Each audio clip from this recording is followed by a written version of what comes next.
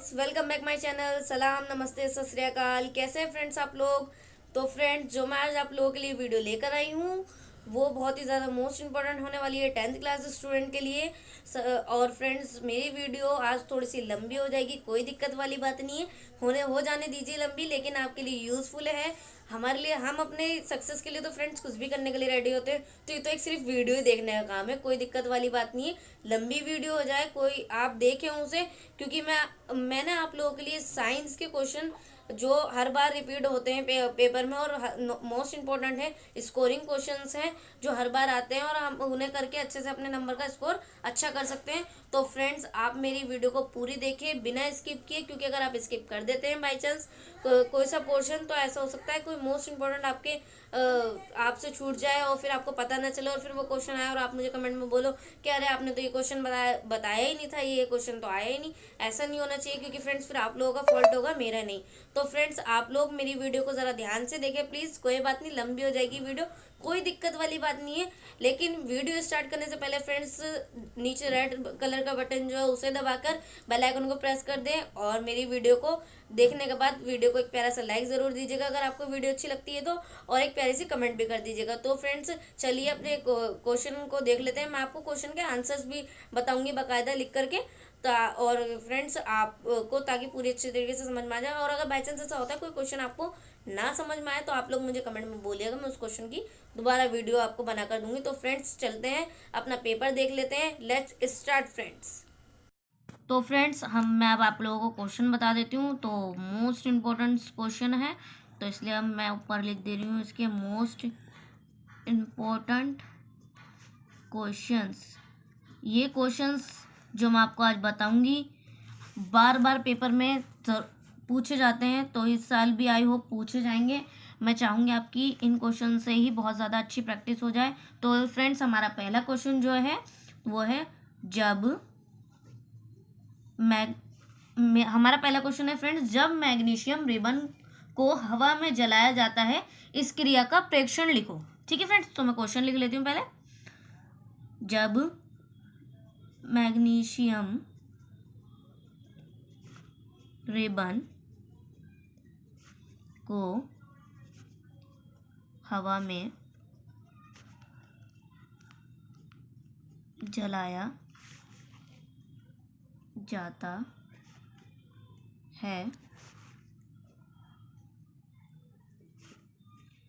इस क्रिया का प्रेक्षण लिखो। ओके फ्रेंड्स, तो ये हमारा क्वेश्चन हो गया। अब हम फ्रेंड्स आंसर इसका देख लेते हैं।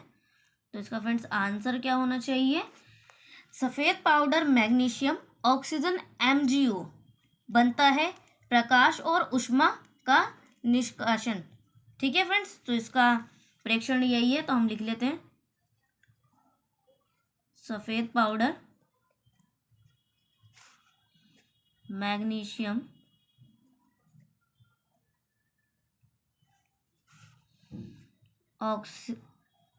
ऑक्साइड MgO बनता है प्रकाश और ऊष्मा का निष्कासन। ओके फ्रेंड्स, ये हमारा फर्स्ट क्वेश्चन हो गया है। अब हमारा क्वेश्चन नंबर सेकंड है। नहीं फ्रेंड्स, क्वेश्चन नंबर सेकंड नहीं है, इसी का ही अथवा में एक क्वेश्चन है। ठीक है, एक क्वेश्चन नंबर सेकंड इसका क्या है? एक शंकु आकार प्लास्टिक में जब सल्फ्राइड अम्ल को जिंक के टुकड़ों पर डाला जाता है, फ्लास्क को छूने पर क्या आपको इसके तापमान में कोई बदलाव महसूस होता है? तो फ्रेंड्स, ये क्वेश्चन है हमारा। तो अब हम इसका आंसर क्या लिख देंगे? जी हाँ, प्लास्टिक का तापमान बढ़ जाएगा। क्या होगा? प्लास्टिक का तापमान बढ़ जाएगा। इसी से रिलेटेड क्वेश्चन है, इसलिए मैंने आपको क्वेश्चन बताया है। ठीक है फ्रेंड्स, पहले हम क्वेश्चन लिख लेते हैं। एक शंक्वाकार फ्लास्क में जब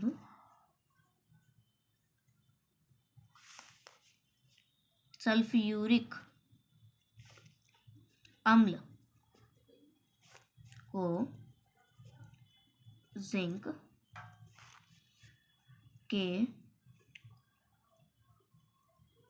टुकड़ों पर डाला जाता है, फ्लास्क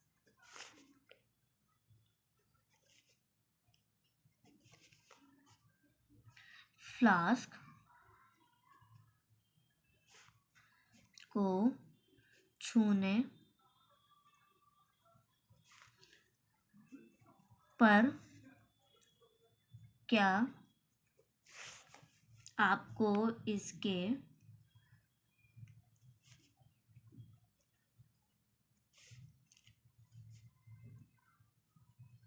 तापमान में कोई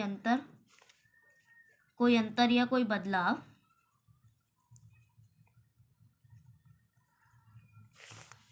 महसूस होता है?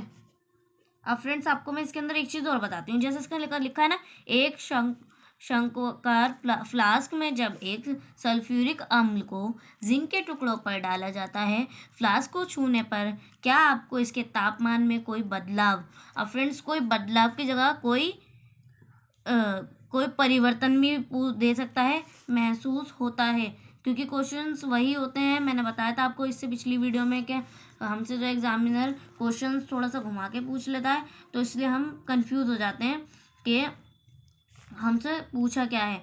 तो बस वर्ड्स की फेरबदल होता है, बाकी क्वेश्चन वही होता है। तो अब हम इसका आंसर क्या लिखेंगे? जी हाँ, फ्लास्क का तापमान बढ़ जाता है। फ्रेंड्स वैसे ये प्रैक्टिकल क्वेश्चन है, लैब वगैरह में कराया जाता है, तो मैंने आपको इसका आंसर बता दिया है। आप फिलहाल ये हमारा साल तो पूरा कोरोना की वजह से ही ख़राब चला गया है, तो आपको ऑनलाइन क्लास में करके दिखाया होगा फ्रेंड्स। तो ठीक है, हम नेक्स्ट क्वेश्चन पे आ जाते हैं। बेकिंग सोडा का रासायनिक नाम और रासायनिक सूत्र लिखिए। ये क्वेश्चन तो फ्रेंड्स आता ही आता है लिखने के लिए, बिल्कुल मोस्ट इंपॉर्टेंट क्वेश्चन है। ठीक है फ्रेंड्स, तो बेकिंग सोडा का रासायनिक नाम और रासायनिक सूत्र लिखिए।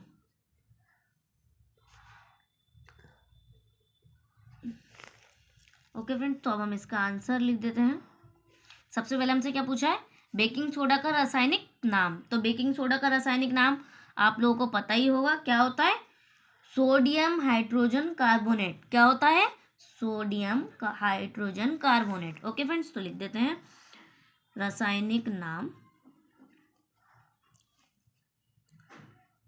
अगर आप रिप्लाई दे रहे हैं तो ऐसे करके लिखिए, रासायनिक नाम क्या होता है? सोडियम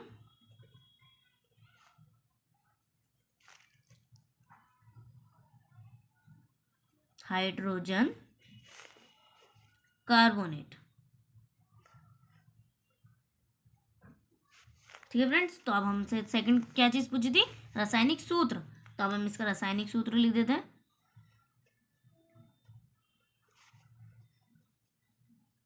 फ्रेंड्स मुझे ये क्वेश्चंस ढूंढने में बहुत ज़्यादा मेहनत लगी है, तो बस आप लोग मेरी इस मेहनत को सफल कर दें। आप वीडियो को पूरा देखें, आप लोगों को इंशाल्लाह हेल्प होगी ज़रूर। ठीक है फ्रेंड्स, तो रासायनिक सूत्र इसका क्या होता है? NaHCO3। ओके फ्रेंड्स, तो अब हम नेक्स्ट क्वेश्चन पर आ जाते हैं। क्वेश्चन नंबर हमारा 4। ठीक है फ्रेंड्स, क्वेश्चन नंबर 4 क्या है हमारा? कार्बन के यौगिक कार्बन के यौगिक होते हैं क्या? कार्बन के यौगिक किस प्रकार के होते हैं? मतलब कि कार्बन के यौगिक किस प्रकार के होते हैं? तो कार्बन के यौगिक किस प्रकार के होते हैं फ्रेंड्स? गलनांक और क्वथनांक। निम्न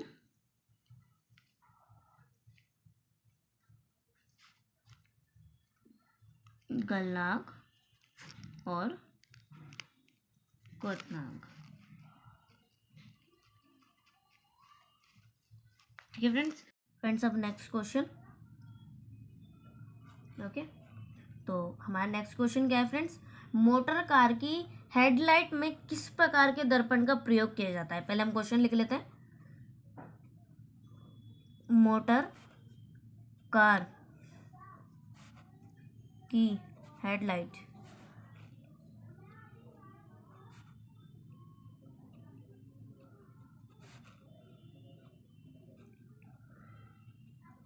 किस प्रकार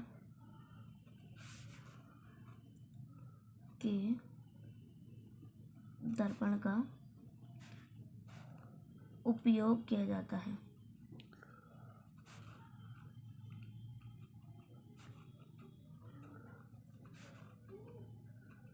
फ्रेंड्स हमारा क्वेश्चन क्या है? मोटर कार की हेडलाइट में किस प्रकार का दर्पण उपयोग किया जाता है? तो हेडलाइट क्या होती है फ्रेंड्स? जो हम रात में रोशनी जलाने के लिए रोड वगैरह पर जब निकलते हैं तो हमारी गाड़ी में आगे की साइड पर एक हेडलाइट लगी होती है जिसके अंदर गोल टाइप का आगे से इस टाइप से उठा हुआ शीशा लगा हुआ होता है। तो क्या पूछा है? मोटर कार की हेडलाइट में किस प्रकार के दर्पण का उपयोग किया जाता है। ठीक है फ्रेंड्स, तो अब हम इसका आंसर देख लेते हैं। ठीक है फ्रेंड्स, तो हमारा अवतल दर्पण किसका यूज किया जाता है? अवतल दर्पण बोलते हैं उसको, थोड़ा सा उठा हुआ सा होता है। ठीक है, और प्रकाश किरण का समांतर आना, ताकि प्रकाश किरण का समानांतर आना। ठीक है फ्रेंड्स, अब हम अपना नेक्स्ट क्वेश्चन देख लेते हैं। जब प्रकाश किरण एक माध्यम से दूसरे माध्यम में जाती है तो प्रकाश की किरण क्यों झुकती है? हमारा क्वेश्चन क्या है पहले वो लिख लेते हैं। जब प्रकाश की किरण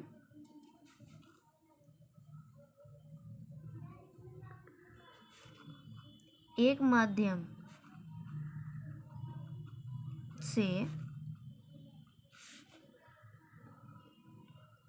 दूसरे माध्यम में जाती है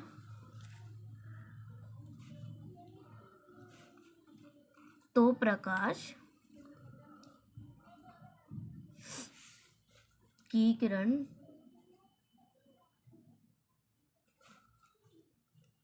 क्यों झुक जाती है?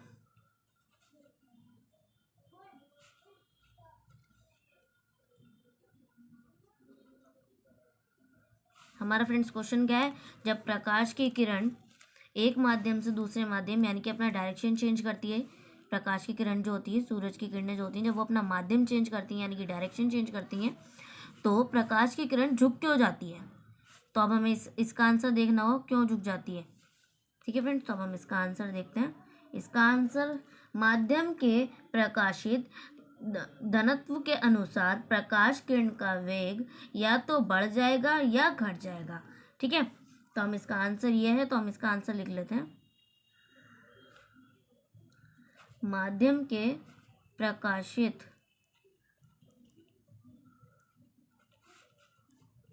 घनत्व के अनुसार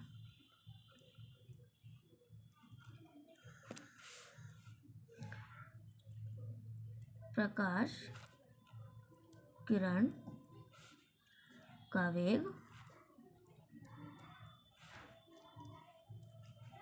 या तो बढ़ जाएगा या घट जाएगा।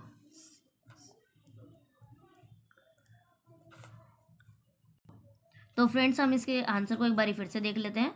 माध्यम के प्रकाशित घनत्व के अनुसार प्रकाश किरण के वेग या तो बढ़ जाएगा या फिर घट जाएगा। ठीक है फ्रेंड्स, अब हम क्वेश्चन नंबर अपना नेक्स्ट देख लेते हैं। हमारा क्वेश्चन नंबर नेक्स्ट क्या है?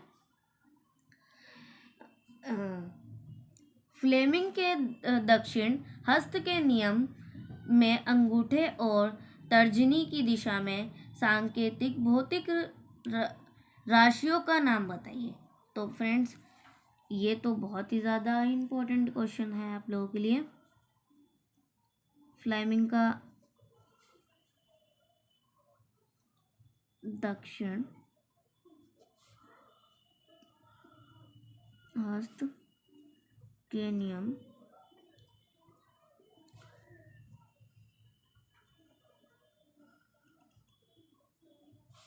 अंगूठे और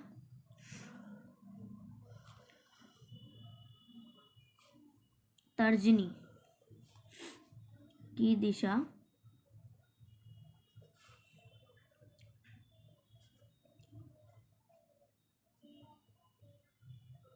सांकेतिक भौतिक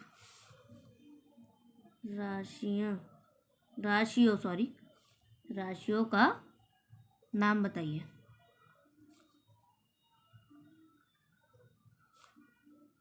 तो फ्रेंड्स ये जो हमारा फ्लेमिंग का जो नियम है राइट हैंड वाला, अब हम उसका आंसर देख लेते हैं।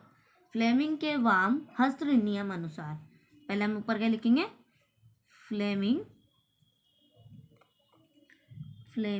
के वाम हस्त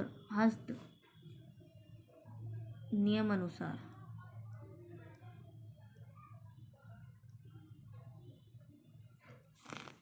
ठीक है फ्रेंड्स। तो अब हम पहला क्या है? अंगूठा, पहले लिखेंगे अंगूठा। चाल की गति की दिशा क्या बताता है? चालक की गति की दिशा। ठीक है, और नेक्स्ट क्या है हमारा? तर्जनी क्या बताती है हमें? चुंबकीय क्षेत्र की दिशा। क्या बताती है?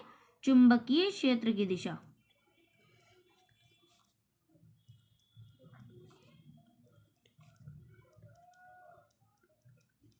ठीक है फ्रेंड्स, अब हमारा नेक्स्ट क्वेश्चन देख लेते हैं हम। एक धारावाही परिनलिका को मुक्त अवस्था में लटकाने पर वह किस दिशा में स्थिर होगी और क्यों? ठीक है फ्रेंड्स, क्वेश्चन लिख लेते हैं पहले हम अपना। एक धारावाही परिनालिका को मुक्त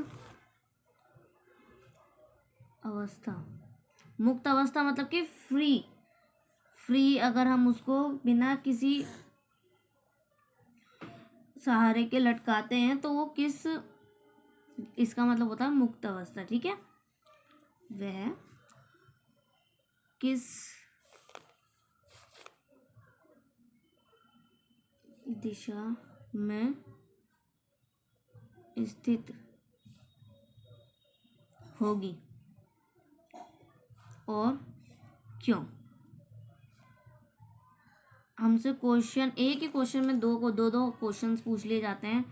एक धारावाही परिनालिका को मुक्त अवस्था में लटकाने पर वह किस दिशा में स्थित होगी और क्यों? ठीक है, किस दिशा में होगी और क्यों होगी, दोनों ही बताने हैं हमें। तो हम लिख लेते हैं अपना आंसर। उत्तर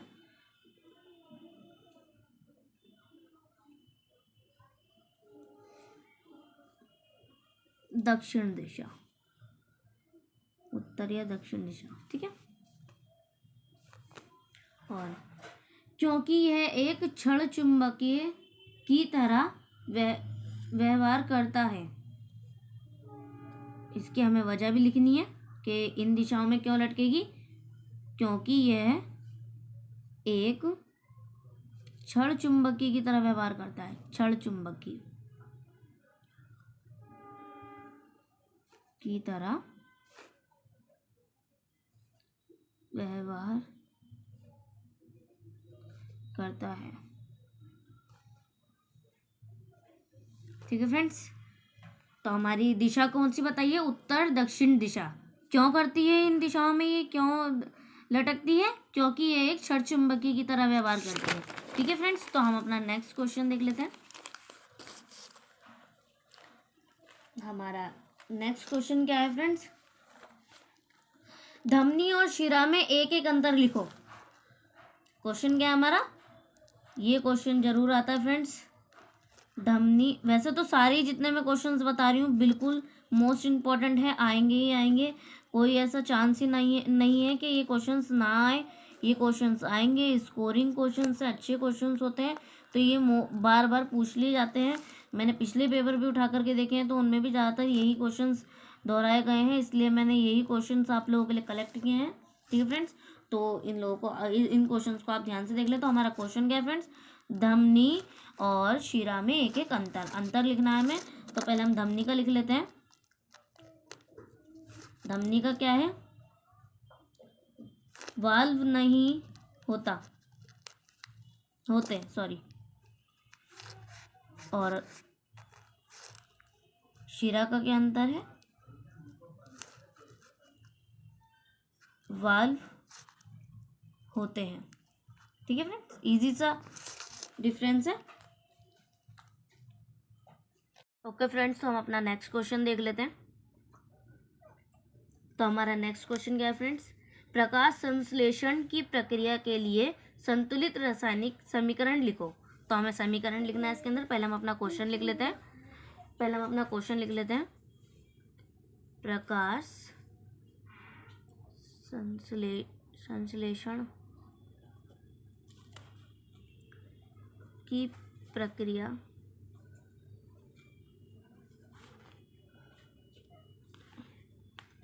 के लिए रासायनिक सूत्र लिखो। तो फ्रेंड्स, हमें इसमें रासायनिक सूत्र लिखना है अपना।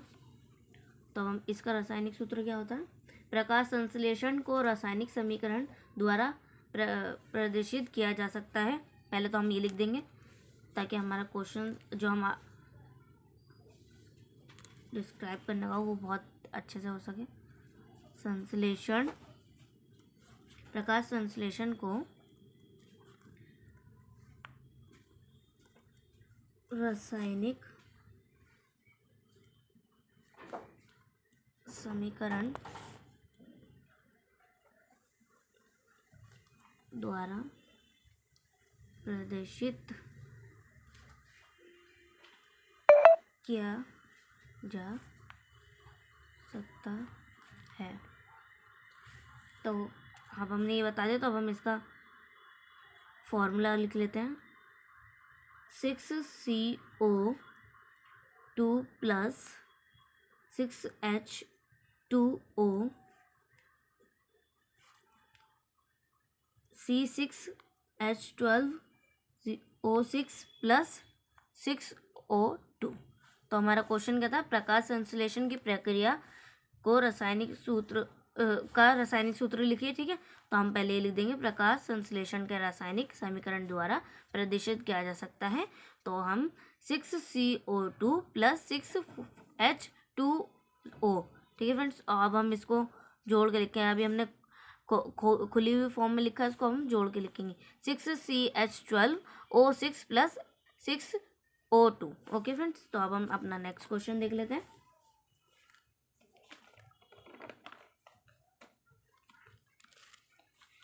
निम्न को आहार श्रृंखला में उनके पोषक स्तर को आरोही क्रम में लिखिए।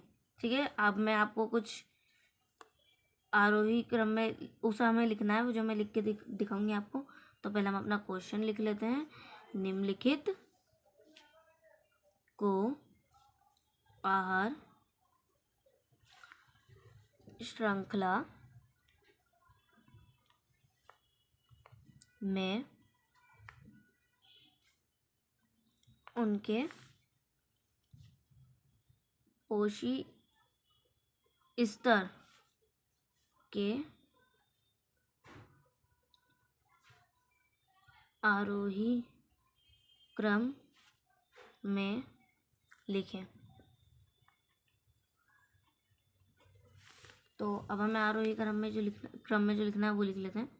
बाज, खास, सांप, खरगोश। हमारा क्वेश्चन का निम्नलिखित को आहार श्रृंखला में उनके पोषी स्तर के आरोही क्रम में लिखिए। ठीक है फ्रेंड्स, अब हम इसका आंसर लिखते हैं। सबसे पहले क्या आएगा? घास। उसके बाद क्या आएगा? खरगोश। उसके बाद क्या आएगा? सांप। उसके बाद बाज। इस टाइप से श्रृंखला जो हमारी चलती है। घास, खरगोश। घास का यूज़ कौन करेगा? खरगोश। खरगोश का यूज़ सांप, क्योंकि एक दूसरे को ही खा के तो अपना जीवन चलाते हैं। फिर बाज। ठीक है, ये हमारी आरोही क्रम में श्रृंखला हमने लिख दी है। तो हम अपना नेक्स्ट क्वेश्चन देख लेते हैं। हमारा नेक्स्ट क्वेश्चन क्या है फ्रेंड्स? हमारे पाचन तंत्र के किसी एक एंजाइम का नाम लिखो और उसका कार्य भी। तो पहले हम अपना क्वेश्चन लिख लेते हैं। हमारे पाचन तंत्र का किसी एक एंजाइम का नाम लिखो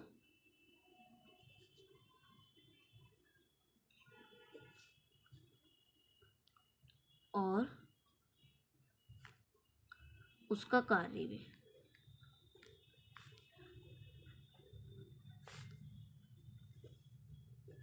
ठीक है, अब हमसे क्वेश्चन जो पूछा गया हम उसका आंसर लिख लेंगे। हमारे पाचन तंत्र का किसी एक एंजाइम का नाम लिखिए और उसका कार्य भी लिखना है हमें। ठीक है, तो पहले हम एंजाइम का नाम लिख लेते हैं। एम्बलाइज।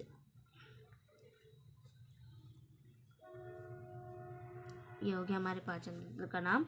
और इसका कार्य स्टार्च को सक्रिय में बदलना। स्टार्च को सक्रिय में बदलना।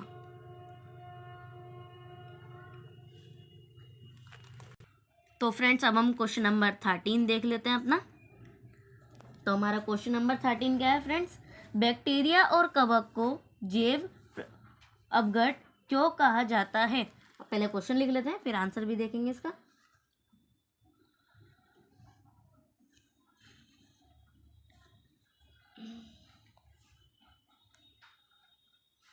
बैक्टीरिया और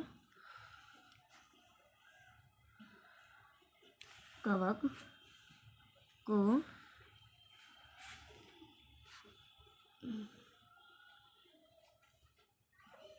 अपघट क्यों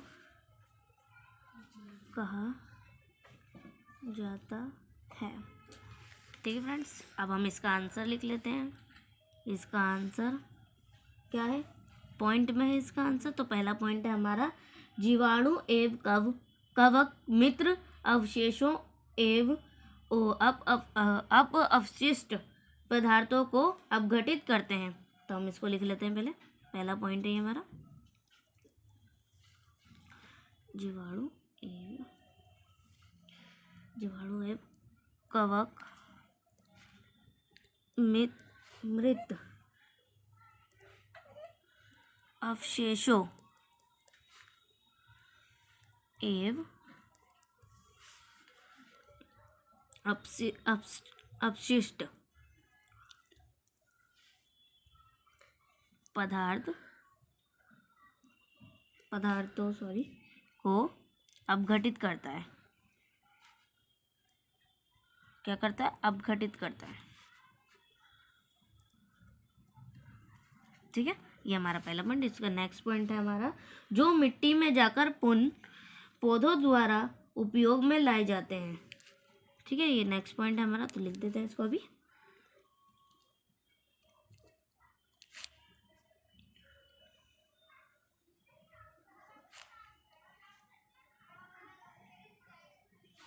पुनः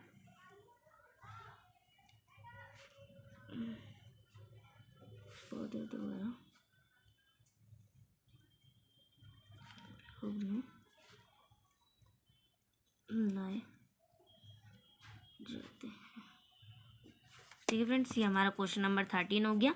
एक बारी फिर से देख लेते हैं। क्वेश्चन नंबर 13 हमसे पूछा क्या था, बैक्टीरिया और कवक की जैव अपघटक को जैव अपघटक क्यों कहा जाता है।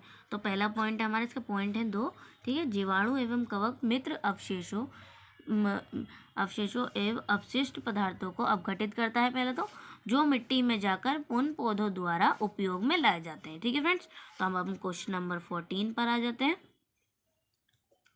हमारा क्वेश्चन नंबर 14 जो है, मांसपेशियों में थकान होती है, उसको क्या बोलते हैं, उसको क्या बोलते हैं, पहला तो हम ये लिखें। मांसपेशियों में जो हमारे थकान महसूस होती है उसको साइंस वर्ड में क्या बोलते हैं।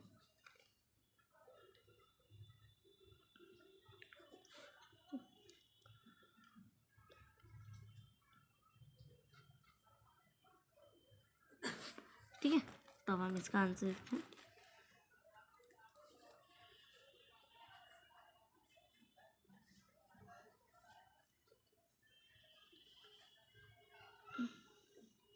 अब ये सेशन,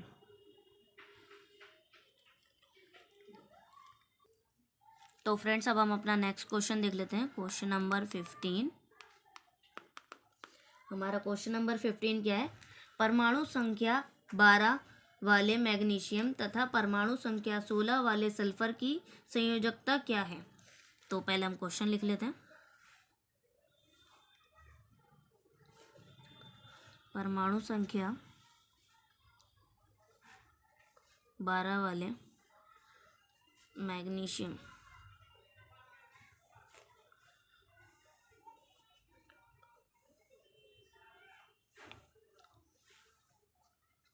तथा परमाणु संख्या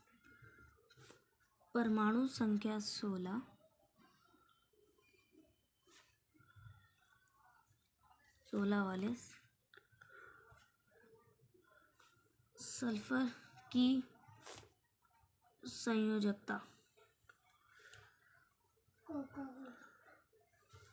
क्या है।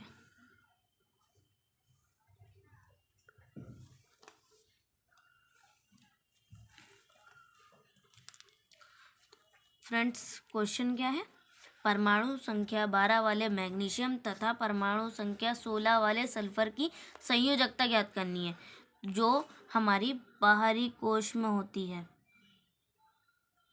बाहरी कोश में जो संख्या आती है उसको हम बोलते हैं संयोजकता। तो वैसे तो इनको कैलकुलेट करने पर पता चलता है, लेकिन मैं आपको बता देती हूँ, दोनों की ही 2 होती है संयोजकता। मैग्नीशियम की भी 2 आएगी और सल्फर की भी 2 आएगी जब आप उसको कैलकुलेट करके देखोगे। ठीक है, तो ये मैंने आपको आंसर बता दिया। अब हम अपना क्वेश्चन नंबर 16 देख लेते हैं। क्वेश्चन नंबर 16 जो है, मैं इस पर IMP लिख रही हूँ क्योंकि वेरी मोस्ट इम्पॉर्टेंट क्वेश्चन है ये। ठीक है, इसको आप ध्यान से देखिएगा। क्वेश्चन क्या है, संयुक्त सूक्ष्मदर्शी बनाने के लिए किस प्रकार के लेंस की आवश्यकता पड़ती है। तो हम क्वेश्चन लिख लेते हैं पहले।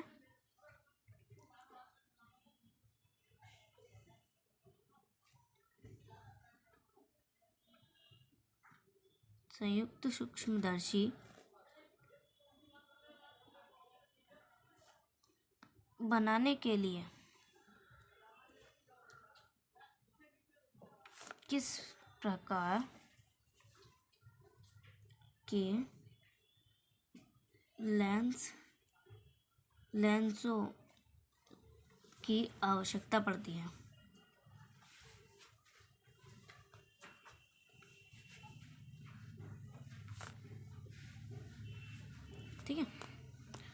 तो अब हम इसको क्वेश्चन क्या हमारा, संयुक्त सूक्ष्मदर्शी बनाने के लिए किस प्रकार के लेंसों की आवश्यकता पड़ती है। तो इसका आंसर है उत्तल लेंस। ठीक है, तो अब हम इसी का ही हमारा सेकंड पार्ट है, सेकंड क्वेश्चन, द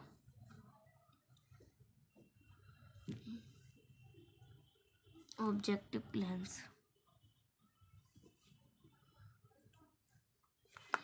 तो हम इसमें लिखेंगे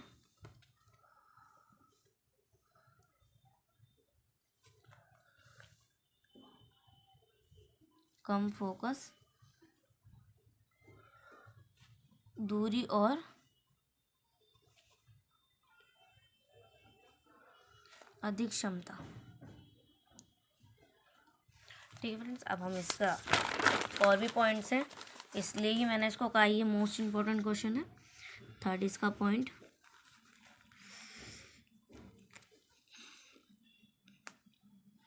ऑब्जेक्टिव लेंस द्वारा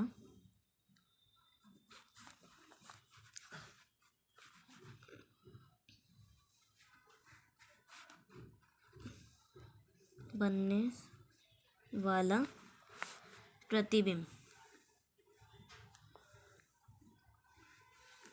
तो हम इसका आंसर लिखते हैं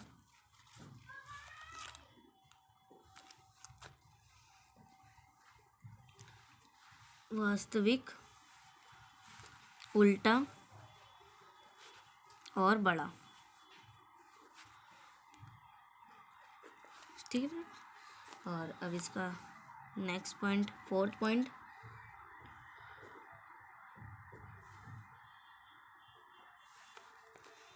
के लिए इसका आंसर लिख देते हैं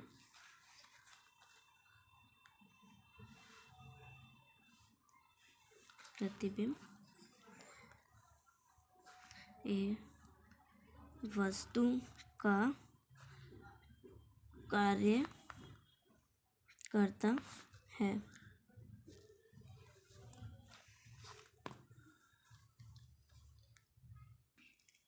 तो फ्रेंड्स, अब अपना नेक्स्ट क्वेश्चन देख लेते हैं। क्वेश्चन नंबर 17 क्या है हमारा, हमारे आमाशय में अम्ल की क्या भूमिका है।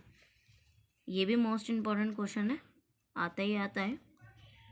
हमारे आमाशय में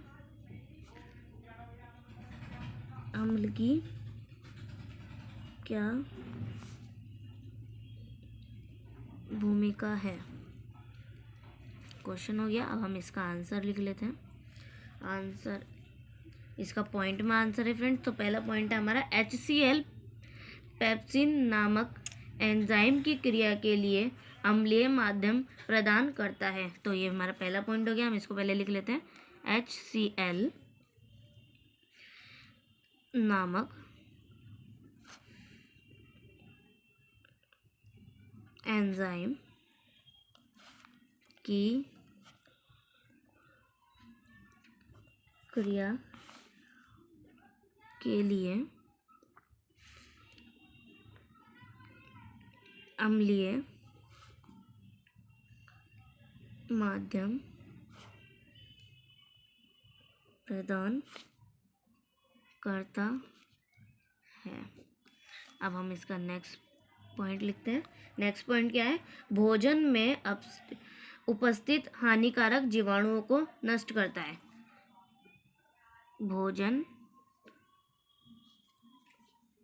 भोजन में उपस्थित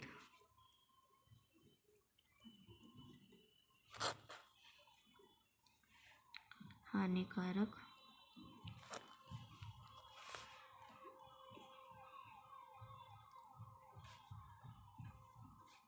को भी नष्ट करता है। इसका मतलब ये है, भोजन में उपस्थित हानिकारक जीवाणुओं को भी नष्ट करता है। यानी कि काफ़ी बार ऐसा होता है कि हमारे घर में खुला हुआ खाना रह जाता है, तो हम लापरवाही करके उसको खा लेते हैं, या फिर कुछ ऐसा होता है उसके ऊपर कुछ ऐसा है कोई कीड़ा वगैरह आकर के बैठ गया है तो हम उसको खा लेते हैं, हमें पता नहीं रहता। तो उसके अंदर उससे अगर हमें कोई नुकसान होता है तो इसकी वजह से तो ये उसको ख़त्म कर देता है, उन जीवाणुओं को नष्ट कर देता है। ठीक है फ्रेंड्स, तो अब हमारा इसका ही नेक्स्ट पॉइंट है, भोजन में किण्वन नहीं होने देना। हमारे भोजन में किण्वन की जो हो जाता है उसको ये ख़त्म कर देता है, वो नहीं होने देता।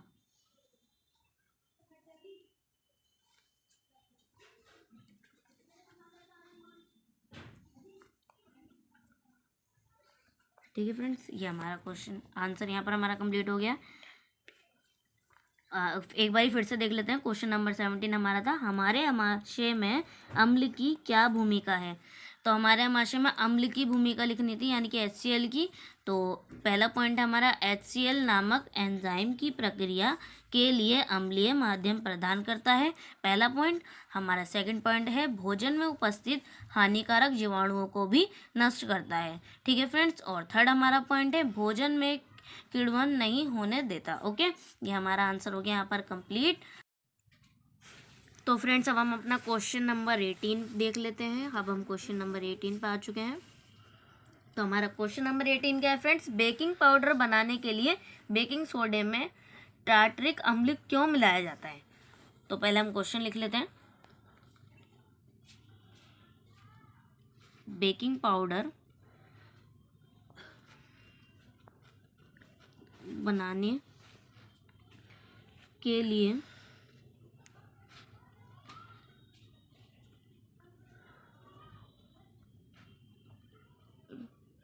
बेकिंग सोडा से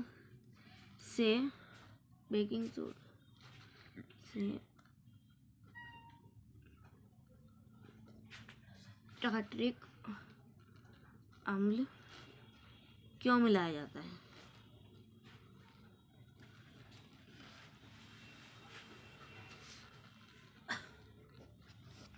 तो फ्रेंड्स, अब हम इसका आंसर देख लेते हैं। हमारा क्वेश्चन क्या है, बेकिंग पाउडर के लिए बेकिंग सोडा से टार्टरिक बनाने के लिए टार्टरिक अम्ल क्यों मिलाया जाता है। तो हम इसका आंसर लिखते हैं, गर्म करने पर NaHCO3 विघटित होकर सोडियम कार्बोनेट बनता है, जिसमें टार्टरिक एसिडिक डालकर उदासीन किया जाता है। यदि इसे ना डाला जाए तो केक सोडियम कार्बोनेट के कारण कड़वा हो जाता है। ओके फ्रेंड्स, मैंने आपको आंसर बता दिया। तो अब मैं इसको लिख के दिखा देती हूँ।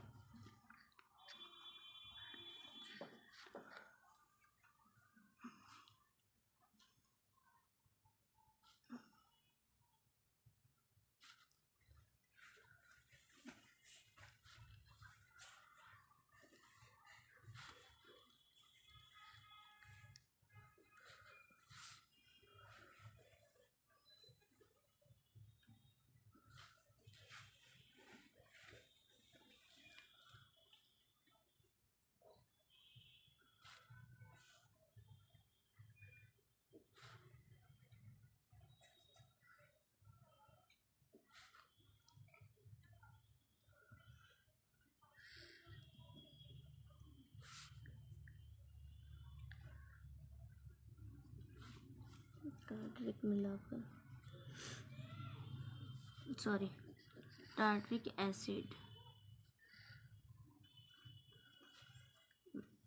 डालकर उदासीन बनाया जाता है। यदि इसे ना डाला जाए तो केक सोडियम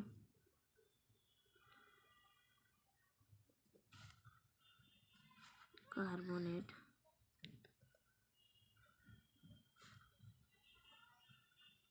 के कारण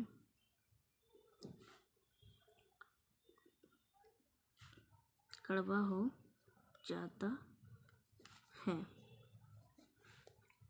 तो फ्रेंड्स आप लोगों ने देख ही लिए वीडियो, क्योंकि मैंने हर एक क्वेश्चन आपको बाय प्रैक्टिकल करके बताया है और बाकायदा पढ़ के भी बताया आपको क्या क्वेश्चन है और क्या आंसर है, ताकि आप लोगों को समझ में आए।